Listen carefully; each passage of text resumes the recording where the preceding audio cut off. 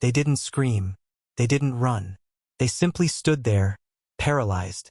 As the barn set the night sky ablaze, the fire roared, and in the smoke, one thing burned hotter than anything else. A name, still burning in the wood.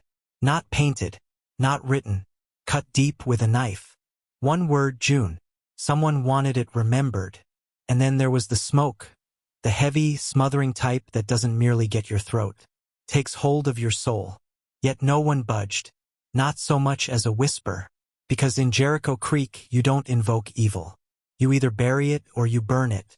But Elias Boone was different from the others. As the town waited with bated breath, he moved forward, serene and stable, like the wind before the storm breaks.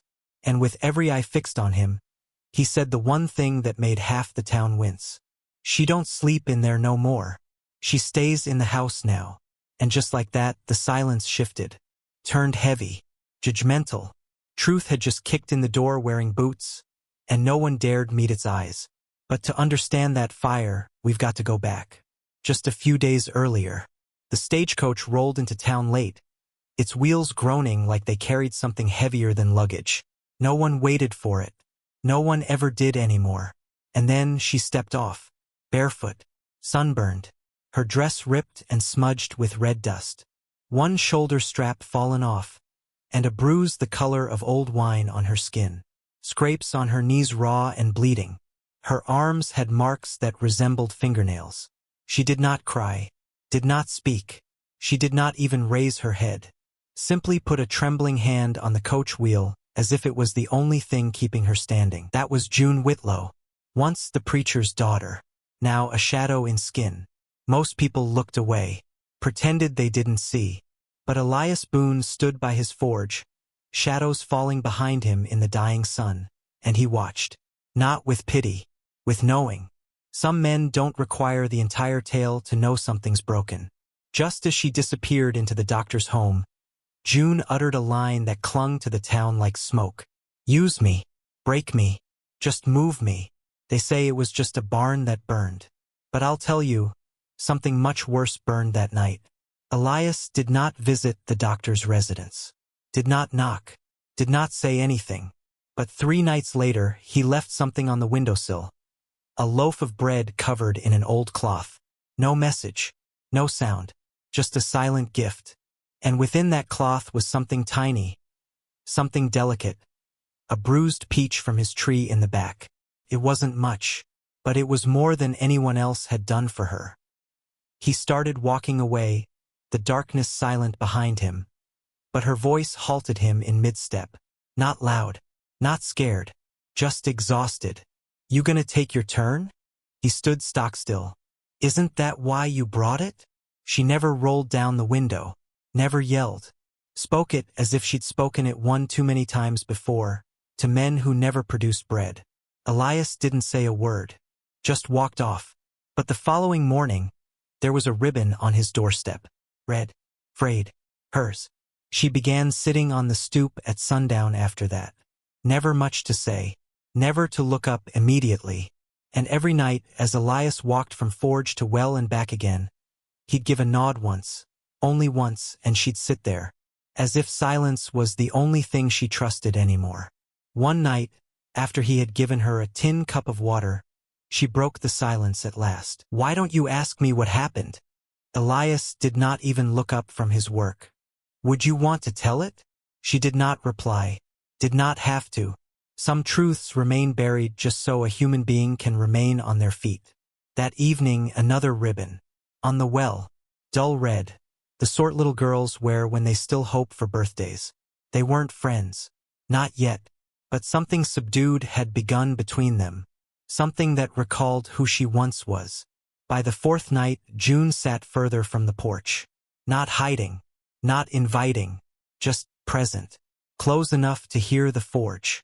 Far enough that nobody could say she belonged to someone. She wasn't healing. Not yet. But she was appearing. And sometimes, survival looks like this. That night, Tess Raymond passed by, heels clicking, dressed tighter than modesty. She slowed down, just enough to allow her venom to drip. Girl like that shouldn't be sittin' where decent folks pass. Ain't no dignity left in her bones. Elias overheard it from the forge. Never lifted his head. But the hammer came down a mite harder than normal. The next day it got worse. 3 neighborhood boys, little more than teenagers, drunk with beer and poor manners, hung around too close to June's spot. Initially, it was all snickers and side looks, their grinning larger than their guts. One of them threw an apple core. It fell beside her bare foot with a gentle thud. She didn't blink, didn't move, didn't even react. Then the second one, the arrogant one, grumbled something about an easy loan for broken toys. The third guffawed and staggered forward, as if he were tripping, his fingers brushing against the hem of her skirt as if it were all just a jest. That's when Elias Boone turned the corner. He didn't shout, didn't raise his fists. He just stopped and looked at them, slow, steady, and cold, the way a man looks when he remembers he's faced down wolves and walked away with scars. The kind of look that says, "I've kept quiet too long." The boys left, not in a hurry, but without swagger. No jokes, no pride. You'd think that might have been the end of it. But the worst things don't always come with fists or fire. Sometimes they show up soft, quiet, and they leave marks that last longer than bruises. That evening as dusk fell, June didn't sit out front. But when Elias walked around the side porch, he spotted it. Another ribbon, wrapped around the fence post. This one contained a small coin nestled in the center of the knot. Perhaps a thank you, perhaps a warning, perhaps something else entirely. He didn't touch it. He simply stood there all this while, hand on the post like that as the sun disappeared. Some tales do not require heroics to blaze brightly. Sometimes it is in the manner in which a man stands where no one else sees the flames taking hold. If you're still watching, that means you're part of this now. And believe me, this tale isn't finished. Not even close. The following Sunday was hot, as if the devil himself had turned up the heat. June wore the same threadbare dress, not to be cited, but because she had nothing else. She descended from the porch and walked towards the general store. Only 10 paces, that is all, but 10 paces was sufficient for trouble to catch up with her. Jack Puller was already there, one boot cocked up on the railing, chewing something that had no business in his mouth.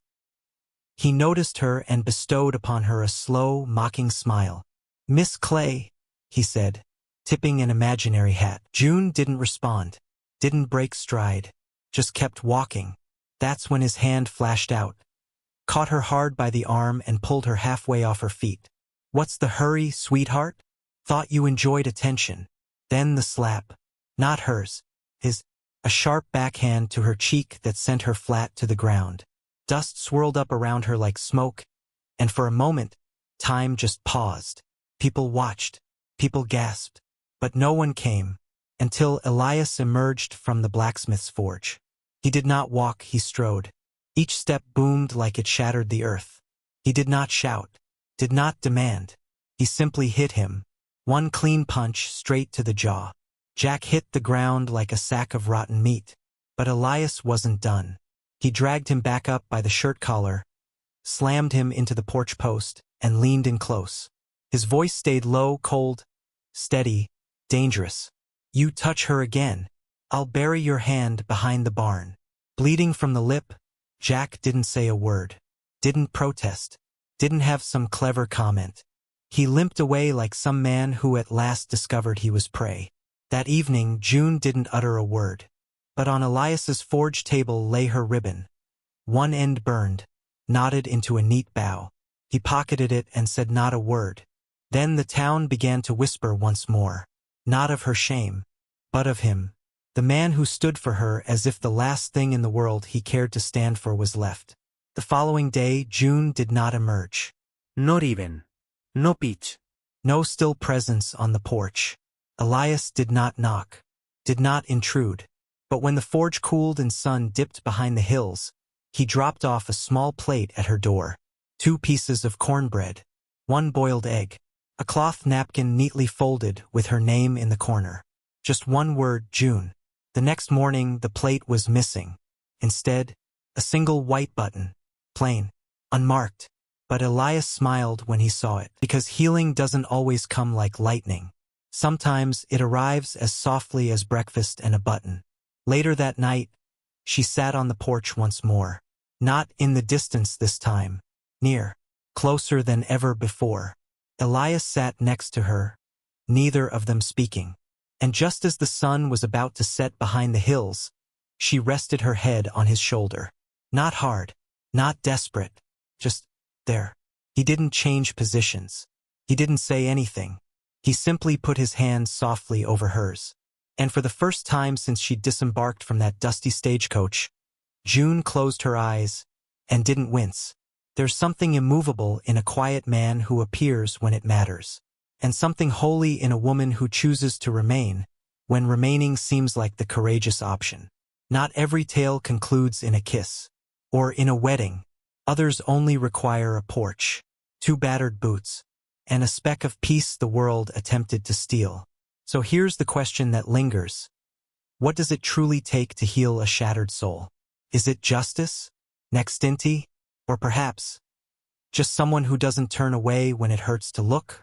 If this tale reached into something you believed was deep beneath the surface, if you've ever carried more than you could justify, hit that like button. Subscribe for more videos like this. Raw, real, for hearts that don't quit. And tell me in the comments, have you ever known someone like Elias? Or perhaps you've been someone like June?